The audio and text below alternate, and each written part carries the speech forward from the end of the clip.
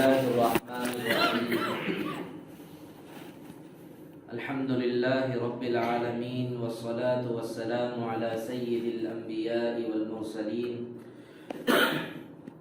محمد وعلى آله وصحبه أجمعين أما بعد أعوذ بالله من الشيطان الرجيم بسم الله الرحمن الرحيم إن عدة الشهور عند الله 12 شهرا يوم خلق السماوات والأرض منها 4 حرم وقال النبي صلى الله عليه وسلم لا يؤمن أحدكم حتى يكون هواه تبعا لما جئت به أو كما قال رسول الله صلى الله عليه وسلم۔ میرے محترم عزیزوں، بھائیوں، بزرگوں، اللہ تبارک و تعالی نے ہمیں ایک ایسے دین کے ساتھ جوڑا ہے جو سراسر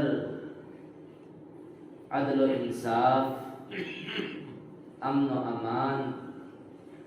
راحت اور سکون کا ذریعہ ہے، اور اس سے آگے بڑھ کر اتنا بہترین اور منظم طریقے پر اللہ تعالیٰ نے اصول ہمیں عطا کیے ہیں زندگی گزارنے کے۔ اتنا نظم اور نسق، اتنا انتظام اور اتنا ترتیب دیا ہوا مذہب دنیا میں اور کوئی نہیں ہے۔ لیکن افسوس کی بات یہی ہے کہ ہم لوگوں نے دین اور اسلام کو صحیح طور پر سمجھا ہی نہیں۔ لیکن اب آگے کی ذمہ داری ہماری یہ بنتی ہے کہ ہم دین اسلام کو سمجھیں، جانیں، معلوم کریں، اور صرف علم برائے علم تک نہ ہو، علم برائے عمل ہو، علم برائے دعوت ہو، علم برائے تبلیغ ہو، علم برائے تربیت ہو، تب جا کر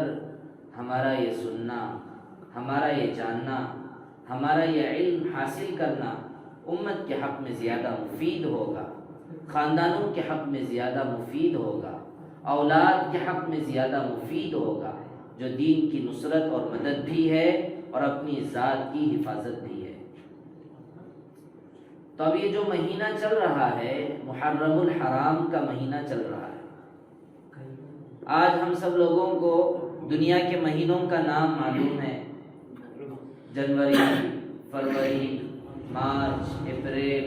مئی، جون۔ دنیا کے مہینوں کے نام سب کو پتہ ہیں، لیکن ہمیں یہ تک نہیں پتا کہ اسلام کے مہینوں کے بھی نام ہیں۔ اسلامی مہینے بھی کچھ ہوتے ہیں، یہ ہمیں نہیں پتا۔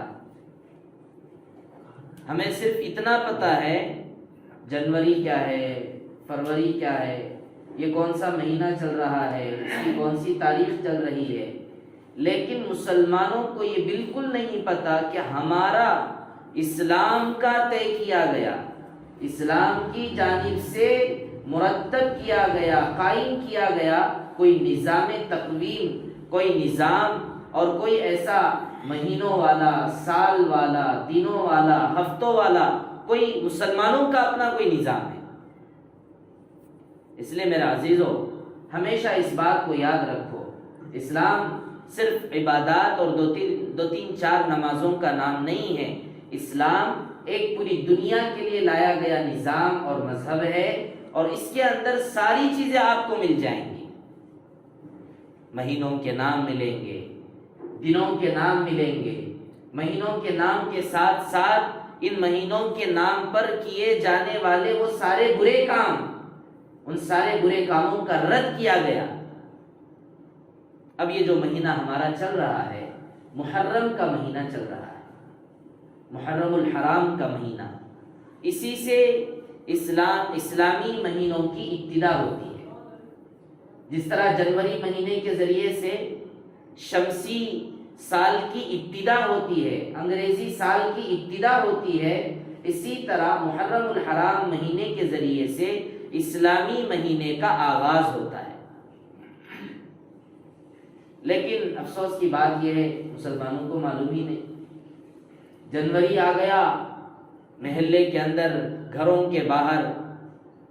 2022 کے نام پر، 2023 کے نام پر کیک کاٹے جاتے ہیں، فنکشنیں منائے جاتے ہیں، محفلیں قائم کیے جاتے ہیں. لیکن جب مسلمان کا اور اسلام کا نیا سال شروع ہوتا ہے، افسوس صد افسوس مسلمانوں کے اسلامی مہینوں کا آغاز ہوا تک نہیں پتا. خیر، لیکن ہمیں معلوم کرنا چاہیے اور آدمی کو اسلامی مہینوں کے نام، اسلامی مہینے کی تاریخ، خاص کر اسی لیے تو اللہ کے نبی رسول اللہ صلی اللہ علیہ وسلم نے ایک بہت بڑا عمل ہر مسلمان آدمی کو مہینے کے اختتام اور دوسرے مہینے کے شروعات پر اللہ کے نبی نے کہا تھا، نیا چاند دیکھا کرو، نیا چاند دیکھا کرو. اور نیا چاند کے دیکھنے پر اللہ کے نبی رسول اللہ صلی اللہ علیہ وسلم نے دعا بھی بتلائی ہے،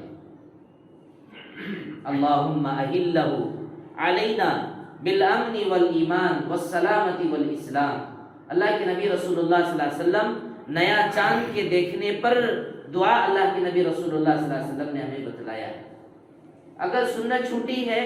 اگر کوئی عمل ہمارے زندگیوں سے نکلا ہوا ہے تو کوئی مسئلہ نہیں ہے، اب سے شروع کر دیجئے، اپنے زندگیوں میں اب سے لانے کی فکر کر لیجئے. اور الحمدللہ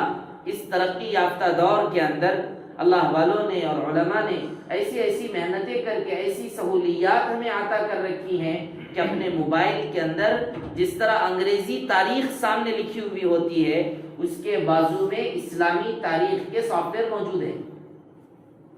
پوری تاریخ یاد رکھی جا سکتی ہے، یہ کون سا مہینہ چل رہا ہے، یہ کون سی تاریخ چل رہی ہے. تو میرے عزیزو بھائیو بزرگو، پہلا پیغام محرم الحرام کے ذریعے سے مسلمانوں کو یہ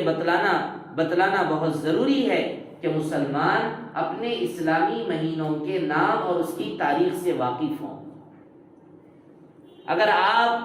اسلامی مہینوں کے نام اور تاریخ سے واقف ہوں گے اور اسلامی تاریخ کے ساتھ اپنا تعلق مضبوط کریں گے، بچوں کو پتہ چلے گا، انہیں یہ احساس دل کے اندر پیدا ہوگا، ارے ہم جس زندگی میں، جس ماحول میں زندگی گزار رہے ہیں، یہ تو کسی اور کا دیا ہوا ہے، یہ تو کسی اور کا ہمارے اوپر بطور ظلم اور جبر کے لا کے رکھا ہوا، بلکہ میں اگر یہ کہوں کسی نے ہم پر ظلم نہیں کیا بلکہ ہم نے خود اس کو اختیار کیا ہوا ہے. جب ہم اسلامی مہینوں کو جانیں گے، اسلامی تاریخ کو پڑھیں گے، سمجھیں گے، تو ہمیں بھی پتہ چلے گا، ہمارے بچوں کو بھی پتہ چلے گا کہ مسلمان ایک ایسی قوم ہے کہ جس کے پاس ایک ایسا نظام ہے جو پورے کے پورے عالم اور پورے ورلڈ کے لیے ہے. ہمارے پاس مہینے ہیں، اسی لیے الحمدللہ دنیا کے اندر سب جگہوں پر کیلنڈرز چھپتے ہیں انگریزی تاریخ کے موافق، انگریزی مہینوں کے موافق. لیکن ان کیلنڈروں کے چھپوانے کا اور لوگوں کو اسلامی تاریخ اور اسلامی مہینوں سے امت مسلمہ کو متعارف کروانے کی ذمہ داری مدارس نے لی، اور ہر ایک اپنے اپنے مدرسے کے اعتبار سے ہر ایک نے اپنے اپنے کیلنڈروں کے ذریعے سے ہر مسجد، ہر گھر اور ہر محفلوں کے اندر لوگوں تک ہمارے کیلنڈروں کو پہنچا کر یہ بتلایا کہ جس طرح انگریزی تاریخ ہے، اسلامی تاریخ بھی ہے. تو اس لیے سب سے پہلی ہماری ذمہ داری اسلامی تاریخ، اسلامی مہینہ. 12 مہینے ہیں، محرم الحرام، صفر المظفر، ربیع الاول، ربیع الثانی، جمادی الاولی، جمادی الاخری، رجب، شعبان، رمضان، ذیقعدہ، ذی الحجہ. یہ 12 مہینے ہمارے پاس موجود ہیں. تو اس لیے سارے مسلمانوں کو چاہیے، دنیا میں کیا ہو رہا ہے، دنیا میں لوگ کیا کر رہے ہیں، دنیا میں لوگ کیسے جی رہے ہیں، ہمیں کیا لینا دینا. آپ اپنی زندگی گزارتے ہیں، اپنی لائف گزارتے ہیں، اپنی زندگی بناتے ہیں پیسوں کے اعتبار سے، بچوں کی تعلیم و تربیت کے اعتبار سے. اپنے گھر کا نظام چلانے کے اعتبار سے آپ دنیا کے لوگوں کی غریبی کو دیکھ کر، دنیا کے لوگوں کے پریشانیوں کو سن کر، دنیا کے لوگوں کے فلاں حالات کو سن کر کیا کبھی آپ نے اپنے گھر کا نظام بدلا ہے؟ کیا دنیا کے لوگوں کو دیکھ کر آپ نے اپنے بچوں کی تعلیم و تربیت کے نظام میں کوئی خلل اندازی کی ہے؟ دنیا کے واقعات کو سن کر کیا آپ اپنا دکان اور مکان چھوڑ کر اپنے روزانہ کی جو زندگی ہے، روزانہ کا جو معمول ہے کمانے کا، اس کے اندر کوئی آپ نے تبدیلی لائی ہے؟ مجھے کیا لینا دینا، جتنا ہو سکتا ہے میں غریب کی مدد کروں گا اور اپنا کام کرتا رہوں گا،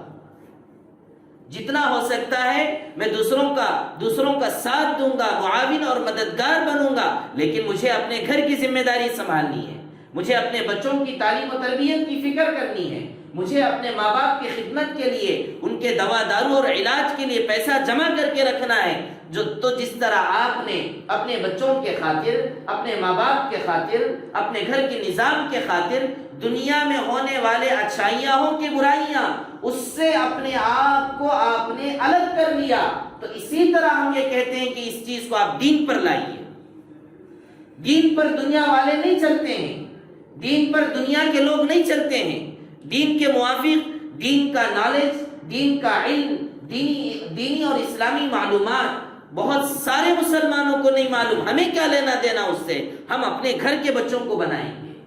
ہم اپنے خاندان کو بنائیں گے، میں خود دیندار بنوں گا، میں جس طرح روزانہ کمانے کے لیے جاتا ہوں، جس طرح میں کھانے کے لیے محنت کرتا ہوں، جس طرح اپنے بچوں کی تعلیم و تربیت کے لیے فکر کرتا ہوں، دنیا کی پڑھائی کی فکر ہے، دنیا کے نالج کی فکر ہے، ماں باپ کی خدمت کی فکر ہے، اس کے ساتھ دین کو جوڑ لیجئے، آپ کی آخرت بھی بن جائے گی۔ دنیا تو بن ہی رہی ہے، دنیا تو سنور ہی رہی ہے، دنیا کے سارے مسائل تو حل ہو ہی رہے ہیں، لیکن اس کے ساتھ ساتھ مسئلہ آخرت کا ہے۔ آخرت کے بعد اللہ کیا ہمیں جواب دینا، آخرت میں اللہ کے یہاں ہمارے سے سوال ہوگا، علم کے بارے میں، عمل کے بارے میں، عمر کے بارے میں، اور بیوی بچوں کے بارے میں، مال کے بارے میں، کہ تم نے مال کہاں سے کمایا اور کہاں خرچ کیا، ہم نے تم کو اولاد کی نعمت دی تھی، ہم نے تم کو بچے دیے تھے، تم نے اس اولاد کی نعمت کا حق کہاں تک تم نے ادا کیا ہے۔ باپ کی یہ ذمہ داری صرف یہی نہیں ہے کہ وہ اپنے بچوں کے لیے کھانے پینے اور سونے کا انتظام کرے، اس کو تو پرورش کہا جاتا ہے، اس کو پالنا کہا جاتا ہے، تربیت نہیں کہا جاتا۔ بچوں کو کھلانے کا انتظام، بچوں کو پلانے اور سلانے اور کمانے کا انتظام، یہ تو ایک جانور اور ایک چھوٹی سی چڑیا بھی کرتی ہے۔ چڑیا دیکھیے، چڑیا کس طرح گھونسلہ بناتی ہے اپنے بچوں کے لیے، اپنے بچوں کے رہن سہن کے لیے چھوٹے سے گھونسلے کے اندر، اپنے بچوں کے گھونسلے میں روشنی کے لیے کس طرح جگنو کی تلاش میں جاتی ہے، ایک ایسا کیڑا، ایک ایسا مکوڑا کہ جس کی بدن سے اللہ تعالیٰ نے قدرت کے ذریعے سے ایک لائٹ کا انتظام کر دیا، اس کیڑے کے تلاش میں چڑیا جاتی ہے، اس کیڑے کو پکڑ کر لا کر اپنے گھونسلے کے بھوسے کے اندر اس کو اٹکا دیتی ہے، تاکہ میرے بچے روشنی کے ساتھ اپنے گھونسلے میں جی سکے۔ یہ کام چڑیا بھی کر رہی ہے۔ پرورش والا کام ہر انسان کر رہا ہے، پرورش والا کام ہر جانور کر رہا ہے، تربیت والا کام ہر کوئی آدمی نہیں کرتا۔ تربیت اصل ہے، بچوں کی تربیت کرنا، خاندان کی تربیت کرنا۔ پیسے سے آدمی تربیت یافتہ نہیں ہوتا ہے، مالداری کے ذریعے سے آدمی تربیت نہیں پاتا ہے، بڑے بڑے جاگیردار اور بڑے بڑے مکانات کے ہونے پر آدمی اخلاق والا اور اللہ کا ولی نہیں بنتا ہے۔ دل کا سدھارنا، دل کو صحیح رخ پر لانا، دل کے اندر اللہ کی محبت کو بٹھانا، دل کے اندر انسانوں کے درد کو، انسانوں کے غم کو اور انسانوں کے فکر کو سوار کرنا۔ بڑے بڑے ڈاکٹروں کو ہم نے دیکھا ہے، آدمی مر جائے مجھے کیا لینا دینا، نا مجھے تو پیسے سے مطالبہ ہے۔ میرے عزیزو بھائیو، اس لیے دنیا میں کیا ہو رہا ہے اس سے ہمیں کوئی لینا دینا نہیں۔ لوگ بار بار آ کر پوچھتے رہتے ہیں ایسا ہو رہا ویسا ہو رہا، لوگ عمل نہیں کر رہے، ہمیں کیا لینا دینا دوسروں سے؟ آپ کیجئے، ہم عمل کریں گے، ہم اپنے گھر کو بنائیں گے، ہم اپنے اندر اسلامی معلومات، اسلامی زندگی کو سمجھیں گے، جانیں گے، معلوم کریں گے، پڑھیں گے، اور دنیا کے ساتھ دین پر چلتے ہوئے اپنا ماحول سازگار بنائیں گے۔ تو اس لیے میرے عزیز و بھائیوں، محرم الحرام کے اس مہینے اور اس تاریخ اور اس مہینے کے ذریعے سے سب سے پہلا پیغام مسلمان اور خاص کر یہاں جو بیٹھے ہمارے بھائی ہیں، ان کے لیے سب سے پہلا پیغام یہی ہے کہ آپ اسلام کو پڑھیں، اسلام کو جانیں، اسلام کے بارے میں معلوم کریں، اسلامی 12 مہینوں کو معلوم کریں۔ کیا بڑا مشکل ہے 12 مہینوں کے نام جاننے کا۔ آج آدمی PhD کر لیا، بڑے بڑے ڈگریاں حاصل کر لیا، بڑے بڑے کتابیں پڑھ لیا، ایڈوکیٹ بن رہا ہے، انجینئر بن رہا ہے، ڈاکٹر بن رہا ہے، لیکچرر بن رہا ہے، طرح طرح کے بڑے بڑے عہدے حاصل کر رہا ہے، انگریزی میں بات کر رہا ہے۔ کیا ایک اسلامی 12 مہینوں کو یاد نہیں رکھ سکتا ہے؟ کیا اسلامی مہینوں کی تاریخ کو مینیج نہیں کر سکتا ہے؟ معلوم ہی نہیں ہے اسلام کی کیا مہینے ہیں۔ اس لیے اس بات کو ہمیشہ یاد رکھو، اسلام اور مسلمان 2 3 4 عبادات کا نام نہیں ہے۔ اسلام تو ایک ایسا سسٹم، جس کو آپ کہیے آج کے انگریزی زبان میں، ایک ایسا سسٹم اور نظام ہے جو پوری دنیا کے انسانوں کو چلا سکتا ہے، اور اس کے لیے 12 مہینے موجود ہیں۔ تو پہلی بات یہ ہے۔ اور دوسری بات جو محرم الحرام کے مہینے کے اندر خاص طور پر بدعات اور خرافات، رسومات، طرح طرح کے نوحہ اور ماتم پرسیاں اپنے سینوں کو، اپنے بدنوں کو اور اپنے جسم کو چھلنی کر لینا، اور طرح طرح کے چیزوں کے ذریعے سے، چاقوؤں کے ذریعے سے حضرت حسن اور حضرت حسین کی محبت میں اپنے آپ کو سینہ چاک کر لینا، فلاں جو دنیا کے اندر آج ہو رہا ہے۔ میرے محترم عزیزو بھائیو بزرگوں، حضرت حسین سے محبت کرنے والے قوم، حضرت حسین سے اپنا تعلق اور حضرت حسین کی محبت کو اپنے دل میں بسانے والے صحابہ سے بڑھ کر اور کوئی ہو سکتے ہیں؟ کیا حضرت حسین رضی اللہ عنہ کے زمانے کے بعد کا زمانہ ہمارا ہے؟ حضرت حسین رضی اللہ عنہ کے دور کے بعد کا دور ہمارا ہے؟ حضرت حسین کا زمانہ تو بہت پرانا ہے۔ حضرت حسین رضی اللہ عنہ کے زمانے کے بعد صحابہ کا دور بہت بڑا دور گزرا ہوا ہے، تابعین کا دور گزرا ہے، تبع تابعین کا دور گزرا ہے، اولیاء اللہ کا دور گزرا ہے۔ کئی سووں سالوں کے بعد ہمارا دور آیا ہے۔ لہذا یہ کہنا کہ ہم حضرت حسین کی محبت میں اپنے بدن کو زخمی کر لیتے ہیں، میرے عزیزو بھائیو بزرگوں، ہم سے زیادہ محبت کرنے والے صحابہ تھے، لیکن انہوں نے کبھی بھی یہ غلط حرکتیں، اپنے جسم کو تکلیف دینا، اپنے جسم کو طرح طرح کی چیزوں کے ذریعے سے خراب کر لینا، نہ ہمارے آقا نے بتلایا، نہ ہمارے صحابہ نے کیا، نہ ہمارے علماء نے اس کی امت کو ترغیب دی، بلکہ اللہ کے نبی رسول اللہ صلی اللہ علیہ وسلم یہ تو کہتے تھے کہ کسی کے انتقال کے ہو جانے پر آدمی کو تکلیف ہوتی ہے، فطرتاً آدمی کو رونا آتا ہے، یہ تو اپنی جگہ پر ہے۔ حضرت ابراہیم حضرت محمد رسول اللہ صلی اللہ علیہ وسلم کے بیٹے، جب ابراہیم کا انتقال ہوا، اللہ کے نبی رسول اللہ صلی اللہ علیہ وسلم کو رونا آیا۔ یہ تو فطرت ہے، یہ تو انسان کی فطرت ہے، آدمی کے مرنے پر آدمی کو رونا آتا ہے، دل میں فکر اور غم آدمی کے اندر سوار ہوتا ہے، لیکن آدمی کے مر جانے پر سینہ اور گریبان کو چاک کر لینا، پھاڑ لینا، رونا، چلانا، آوازیں کرنا اور طرح طرح کی باتیں اپنی زبان سے نکالنا، جس خدا نے ہمیں پیدا کیا ہے اس کے اصول پہ ہمیں چلنا ہے، اپنے اصول پہ نہیں۔ اصول خداوندی پہ چلنا ہے، اپنے اصول پہ نہیں چلنا ہے۔ تو اس لیے میرے عزیزو بھائیو بزرگوں، آج جو طرح طرح کے بدعات، خرافات، رسم و رواج آج پوری دنیا کے اندر بہت سارے جگہوں پر چل رہے ہیں، اللہ معاف فرمائے، کیسے عجیب عجیب واقعات، کتنے لوگوں کی فہرستیں آج شامل ہیں کہ اس عمل اور اس طرح آگ کے اندر کود کر آگ کی لکڑیاں اور طرح طرح کے چاقوؤں کے ذریعے سے بدنوں کو کاٹنے کی وجہ سے کتنے ننھے منھے چھوٹے سے چھوٹے بچوں کا انتقال ہوا۔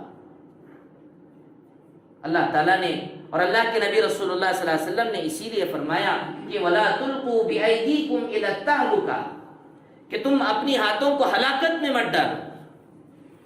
اسلام کے اندر اسلام یہ چاہتا ہے یرید اللہ بکم اليسر ولا یرید بکم العسر وَلِتُكْمِلُوا الْعِدَّةَ، اللہ فرماتے اللہ تعالیٰ تمہارے ساتھ سختی کا معاملہ نہیں چاہتے ہیں، تمہارے ساتھ پریشانی کا معاملہ نہیں چاہتے ہیں، بلکہ اللہ تعالیٰ تو تمہارے ساتھ آسانی کا معاملہ چاہتے ہیں۔ یسروا ولا تعسروا بشروا ولا تنفروا، آقا رسول اللہ نے فرمایا لوگوں کے ساتھ آسانی کا معاملہ کرو، لوگوں کے ساتھ تنگیاں مت پیدا کرو، لوگوں کو خوشخبریاں بتلاؤ، لوگوں کو نفرتیں مت دلاؤ۔ اللہ کے نبی اور اللہ کا پیغام یہی ہے کہ لوگوں کو آسانی میں لانا ہے، تکلیف میں نہیں لانا۔ یہ اسلام کا مزاج ہے، یہ اسلام کی روح ہے، یہ اسلام کی پہچان ہے کہ امت کو، انسانوں کو ایسے دین پر لانا ہے کہ جس دین پر چلنا سب کے لیے آسان۔ الدین یسر، دین آسان ہے۔ اور یہ سارے کام کہ جس کے ذریعے سے آدمی اپنی ذات کو، اپنے بدن کو، اپنے جسم کو، جسم کا مالک اللہ ہے، زبان کا مالک اللہ ہے، ہاتھوں کا مالک اللہ ہے، بدنوں کا مالک اللہ ہے۔ نہ آپ نے پیدا کیا، نہ ہمارے باپ داداؤں نے پیدا کیا۔ باپ داداؤں کو پیدا کرنے والا بھی وہی خدا ہے کہ جس ذات نے ہمیں پیدا کیا۔ ہم سمجھتے ہیں اپنے بدن کو جیسا چاہے کر لیں، اسی لیے آسانی کے نام پر اسلام کے اندر کتنے مسائل اللہ تعالیٰ نے آسانی کے طور پر لے لیجئے۔ روزے کا مسئلہ ہے، اللہ تعالیٰ نے قرآن کریم کے اندر فرمایا کہ تم جب سفر میں چلے جاؤ اور تم سفر کی حالت میں رہو تو تمہارے لیے روزہ رکھنے کی ضرورت نہیں ہے، روزہ رکھنے کی ضرورت نہیں ہے، اسلام ہے۔ کوئی آدمی رکھتا ہے محنت کے ساتھ، محبت کے ساتھ، تکلیف سنبھالنے اور تکلیف کو برداشت کر کے اللہ کی محبت اور عشق میں روزہ رکھتا ہے سفر کی حالت میں بھی، تو اچھی بات ہے، لیکن اس کو پروموٹ نہیں کرتے ہم۔ ایسا دین آپ لوگوں کو کیسے بتلائیں گے؟ تو اسلام کے اندر سفر کی حالت میں روزہ نہ رکھنے کی اجازت دی گئی ہے، روزہ نہیں رکھ سکتے آپ آرام سے کھاتے پیتے اپنا سفر مکمل کرو۔ اور آگے بڑھتے ہیں، اللہ تعالیٰ نے سفر کی حالت میں 4 رکعت کی نمازوں کے بجائے اللہ نے 4 کی جگہ پر 2 رکعتیں کر دی۔ وَلَيْسَ عَلَيْكُمْ جُنَاحٌ أَن تَقْصُرُوا مِنَ الصَّلَاةِ، کہ آپ سفر کی حالت میں آپ 4 رکعت کے بجائے 2 رکعت پڑھ لیں۔ پڑھ سکتے نہیں، علماء اکرام اور مفتیان اکرام کے پاس یہ مسئلہ بڑی بحثوں اور تحقیق کے بعد طے ہو چکا ہے کہ یہ رخصت مترفیہ ہے، یعنی اس پر آپ کو عمل کرنا ضروری ہے۔ ایسا نہیں کہ سفر کی حالت میں 4 بھی پڑھ سکتے ہیں، 2 بھی پڑھ سکتے ہیں، نہیں، بلکہ آپ کو 2 ہی پڑھنا ہے۔ یہ اللہ نے آپ کے لیے سہولت دے دی اور آپ کو اس کو استعمال کرنا ہے۔ ایسا نہیں اللہ آپ نے سہولت دے دی، میں دیکھوں گا، میں عمل کرنا ہے تو کروں گا ورنہ چھوڑ دوں گا، نہیں۔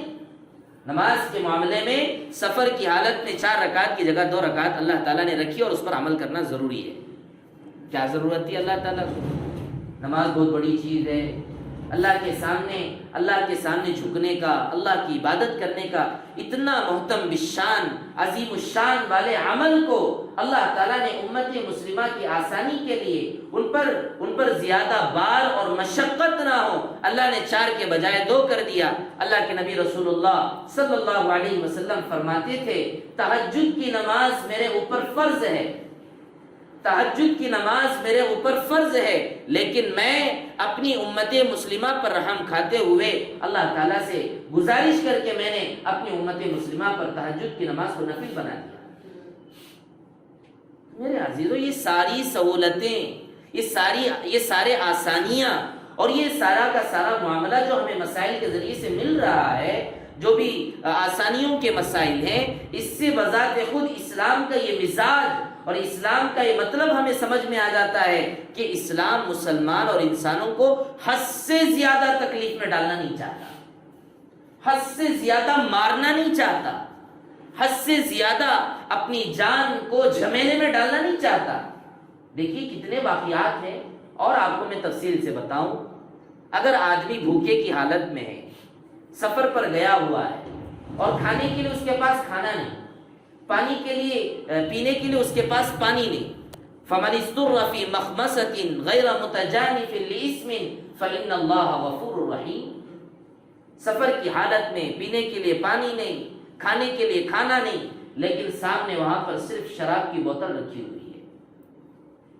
اب اگر یہ آدمی پانی نہیں پیے گا اور وہ شراب کی بوتل میں سے شراب نہیں پیے گا، پانی تو وہاں پر موجود ہے نہیں، اب اگر شراب نہیں پیے گا تو اس کی جان خطرے میں ہے، اس کی جان خطرے میں ہے۔ تو یہ کہنا کہ آدمی جان دے دے خاموش ایسے ہی نہیں، قرآن پڑھیے، قرآن سے مسائل کو معلوم کیجیے۔ قرآن کے اندر جو اللہ نے ایک دین، ایک طریقہ، ایک انسان حیات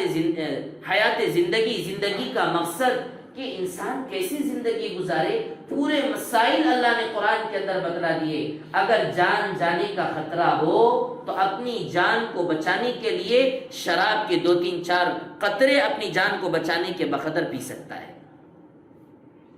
جو مذہب شراب پر پابندی لگائی، جو تعلیم اور جو مذہب پوری انسانیت سے یہ کہا کہ ہم شراب کو حرام قرار دیتے ہیں، شراب کے اندر برائیاں ہیں، شراب کے اندر خباثتیں ہیں، ایسا کہنے والا مذہب، ایسی تعلیم دینے والی کتاب، اسی کتاب کے اندر یہ بھی مسئلہ موجود ہے کہ اگر آدمی کے جان جانے کا خطرہ ہو، پانی نہ ہو، کھانا نہ ہو، کچھ بھی نہ ہو، صرف سوائے شراب کے، تو ایسے موقع پر اپنی جان کو بچانے کے لیے شراب پینے کی بھی اجازت ہے۔ اگر خنزیر کا گوشت ہے، کھانے کے لیے کھانا نہیں، کچھ بھی نہیں، صرف خنزیر کا گوشت ہے، ایسا کوئی مسئلہ، ایسا کوئی وقت آ گیا آدمی کے پاس، جان بچانے کا مسئلہ ہے، تو اللہ تعالیٰ کا حکم صاف طور پر قرآن کریم کے اندر موجود ہے کہ آپ ایسے موقع پر خنزیر کا ٹکڑا، ایسا نہیں کہ بریانی کھا لیے، ایسا خوب پیٹ بھر کے کھانا کھا لیے، ایسا نہیں، بلکہ اپنی جان کو بچانے کے لیے 2-3-4 لقمے، 2-3-4 ٹکڑے اپنی جان کو بچانے کے لیے آرام سے کھا سکتے ہیں۔ کیا مطلب ہے اس کا؟ اس مسئلے کا کیا حل ہے؟ اللہ تعالیٰ نے یہ سارے مسائل اسلام کے اندر کیوں رکھے ہیں؟ اسی لیے رکھے ہیں کہ مسلمان اور انسان یہ سمجھے کہ اسلام نے جس طرح اچھی حالت کے اندر گائیڈ لائنز کیا ہے، اچھی حالتوں میں چلنے کی جو طریقے بتلائے ہیں، برائی کو برائی کہا اور اچھائی کو اچھائی کہا، نقصانات کا تذکرہ کر کے اس سے بچنے کا حکم دیا، فوائد کا تذکرہ کر کے ان کو اختیار کرنے کا حکم دیا، لیکن آفت اور مصیبت آ گئی اور جان جانے کا خطرہ ہو تو پھر اللہ تعالیٰ کہتے ہیں کہ اب ایسے موقع پر میں نے آپ کے لیے اس جانور کے ٹکڑے کو حلال کر دیا ہے۔ اس لیے میرے عزیز و بھائیو بزرگوں، یہ جو آج دنیا کے اندر اسلام اور دین کو ایسا پرمشقت، میں سمجھتا ہوں یہ سارا کا سارا ہندوانہ طریقہ ہے، ہندوانہ طریقہ ہے، آگوں میں اپنے آپ کو ڈالنا، آگ کے اندر اپنے آپ کو چلانا اور بدنوں کو کاٹ لینا۔ دیکھیے جا کر ہندوازم کے اندر اور ہندوؤں کے ہاں جو بڑی بڑی عبادتیں ہوتی ہیں، تہوار اور عیدیں منائی جاتی ہیں، بہت بڑے بڑے میلے نکلتے ہیں اور وہاں پر لوگ چاقوؤں کے ذریعے اور بہت سارے چیزوں کے ذریعے اپنے زبان کو زخم کر لیتے ہیں، اس کے اندر بہت سارے لوہے کی چیزوں کو داخل کر کے چلتے ہیں۔ تو یہ سارے کام، آگ پر چلنا اور بدنوں کو اس طرح خراب کر لینا، یہ تو اللہ تعالیٰ کے دیے ہوئے بدن کے اندر تبدیلی لانا ہے۔ لا تبدیل لخلق اللہ، جو بدن اللہ نے آپ کو دیا، جس طرح بدن کا دینے والا بھی اللہ ہے، اسی بدن کو چلانے اور اس کو صحیح طور پر کھلانے اور پلانے چلانے کا نظام بھی اللہ ہی کا ہے، اس کے موافق اپنے آپ کو چلانا ہے۔ تو اس لیے میرے عزیز و بھائیو بزرگوں، محرم الحرام کے مہینے کے اندر جو یہ سارے کام ہو رہے ہیں، اسلام کا اس سے کوئی تعلق نہیں ہے۔ اگر آپ کو حضرت حسین کی وفات پر، حضرت حسین کی شہادت پر اگر آپ کو غم ہے تو ہمیں آپ سے یہ پوچھنا ہے کہ اسی مہینے کے اندر خلیفہ ثانی اشدہم فی امر اللہ عمر ایک ایسے خلیفہ تھے، ایک ایسے زبردست صحابی تھے کہ جن کے ایمان لانے پر فرشتے خوشیاں منائیں، اور جن کے ایمان لانے پر قیصر و کسریٰ کے اندر زلزلہ آ گیا کہ آج اسلام کی فہرست اور اسلام کی صف اور مسلمانوں کی صف میں عمر آ چکا ہے۔ ایسے زبردست، ایسے باہمت، ایسے بہادر، ایسے شجاعت والے صحابی حضرت عمر فاروق رضی اللہ عنہ کا انتقال اور وفات بھی اسی مہینے میں ہوا۔ ابو لولو فیروز نامی شخص نے حضرت عمر رضی اللہ عنہ کو فجر کی نماز کے لیے آ رہے تھے، اس نے پلاننگ بنائی، حضرت امیر المؤمنین عمر رضی اللہ عنہ کے خلاف اور حضرت عمر رضی اللہ عنہ کو شہید کر دیا۔ تو آپ حضرت حسین کی شہادت پر، حضرت حسین کے مر جانے اور ان کے انتقال پانے پر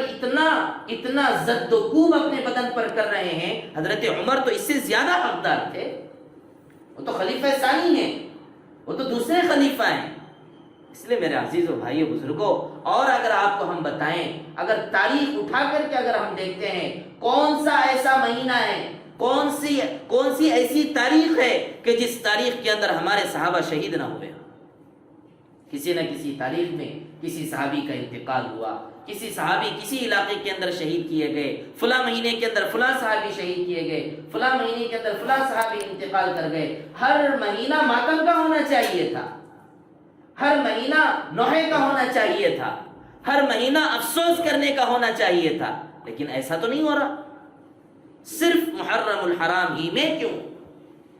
اور وہ بھی حضرت حسین کی شہادت پر ہی کیوں؟ جبکہ ہمارا ایمان حضرت حسین رضی اللہ عنہ پر جس طرح ہے، اسی طرح ایمان حضرت عمر رضی اللہ عنہ پر بھی ہے، اسی طرح ایمان حضرت عبداللہ بن عمر پر بھی ہے، اسی طرح ایمان ہمارا حضرت عبداللہ بن عمرو بن العاص پر بھی ہے، ابو ایوب انصاری رضی اللہ عنہ پر بھی ہے۔ بتائیے کیا اس پر ایمان نہیں ہے؟ کیا ان کے انتقال کی وجہ سے، ان کے شہید ہونے پر آپ کے دل کو تکلیف نہیں ہو رہی ہے؟ تکلیف تو ہر ایک صحابی کے انتقال پر ہوئی ہم کو، لیکن سارے صحابہ کے انتقال اور شہید ہونے پر یہ جو سارا طریقہ آج دنیا کے اندر چلایا جا رہا ہے، یہ طریقہ اللہ کے نبی نے نہیں بتلایا، اس لیے ہم نہیں کرتے۔ اللہ کے نبی نے نہیں بتلایا، تو اس لیے میرے عزیزو بدعات سے اپنے آپ کو بچاؤ۔ نبی کی بات، قرآن کی بات، صحابہ کی بات، صحابہ کا عمل، اصحابی کالنجوم بأیہم اقتدیتم اقتدیتم، میرے صحابہ ستاروں کے مانند ہے، ان میں سے جس کسی کی بھی اقتدا کر لو گے تم کامیاب ہو جاؤ گے۔ بتاؤ کون سے صحابی کام کیے؟ کوئی صحابی کام نہیں کیے ہیں۔ ہمیں دونوں لائن سے کام کرنا ہے، اسلام کی اشاعت بھی کرنی ہے، اسلام کو پھیلانا بھی ہے، اور اسلام کی صحیح طور پر حفاظت بھی کرنی ہے۔ ورنہ بعد میں جا کر لوگ ہم سے کہیں گے ارے دیکھو جس طرح ہمارے میلوں کے اندر، ہمارے تہواروں کے اندر اور ہمارے عیدوں کے اندر جس طرح لوگ جو ہے اپنی زبانوں کو کاٹ لیتے ہیں، اپنی زبانوں کو چیر لیتے ہیں، تم بھی تو کرتے ہو یہ کام، تو پھر ہمارے اور تمہارے درمیان کیا فرق رہا؟ کیا اسپیشلٹی ہے اسلام کے اندر؟ اسلام کا نام خراب ہو رہا۔ تو اس لیے میرے عزیزو، یہ پہلا مہینہ محرم الحرام کا مہینہ، آج کے اس جمعے کے بیان سے ہمارے جتنے مسلمان بھائی ہیں سب کو ہم یہ پیغام دینا چاہتے ہیں کہ آپ اسلام کو پڑھیے، قرآن کو پڑھیے، نبی کی زندگیوں کو پڑھیے، ادھر ادھر کی باتوں کو مت سنیے، یہاں تک کہ میری بھی بات کو مت سنیے، آپ قرآن اور حدیث کو دیکھیے، ساری باتیں آپ کو سمجھ میں آ جائیں۔ تو اس لیے اسلام کا علم ہمیں حاصل کرنا ہے، اسلام کے مہینوں کو ہمیں جاننا ہے، اور جو سارے بدعات اور خرافات باپ دادا کہہ رہے ہیں، ہمارے دادا بولے، ہمارے نانا بولے، ہماری نانی بول رہی ہے، ہماری دادی بول رہی ہے، یہ سارا کا سارا اسلام سے کوئی تعلق نہیں ہے۔ دادی اور نانی کا نہیں، باپ اور داداؤں کا نہیں، آبا و اجداد کا نہیں، قرآن اور حدیث کا چلتا ہے۔ یہی تو بدعات اور خرافات کے ایجاد ہونے کا اور خاندانوں اور مسلمانوں کے اندر آنے کا جو سب سے بڑا ذریعہ ہے، یہی باپ دادا ہمارے اس طرح کرتے تھے۔ اگر ایسا ہوتا تو میرے عزیزو بھائیوں بتاؤ ہم تک دین کیسے پہنچتا؟ اللہ کے نبی بھی کہتے تھے کہ میرے باپ دادا ایسے کرتے تھے، میں بھی شرک کر لوں گا، میں بھی کفر کر لوں گا، عبد المطلب ایسے کر رہے ہیں، فلاں ویسے کر رہے ہیں، فلاں ایسے کر رہے ہیں، ابو جہل میرے چچا ہیں، شرک کا کام کرے، لہذا میں بھی شرک کا کام کر لوں گا۔ نبی پاک صلی اللہ علیہ وسلم کے خاندان والوں میں اکثر مشرک تھے، اللہ کے ذات کے ساتھ شرک کا کام کرتے تھے، لیکن اللہ کے نبی نے باپ داداؤں کے بھروسے پر شرک کا کام نہیں کیا، توحید کی آواز بلند کی۔ اس لیے ہمیں اسلام کو پڑھنا ہے، سمجھنا ہے، اور اللہ کے حکموں کو جان کر عمل کرتے ہوئے اپنی زندگیوں کو سدھار لینا ہے۔ اللہ تعالی ہم تمام کو ان تمام باتوں پر عمل کی توفیق عطا فرمائے۔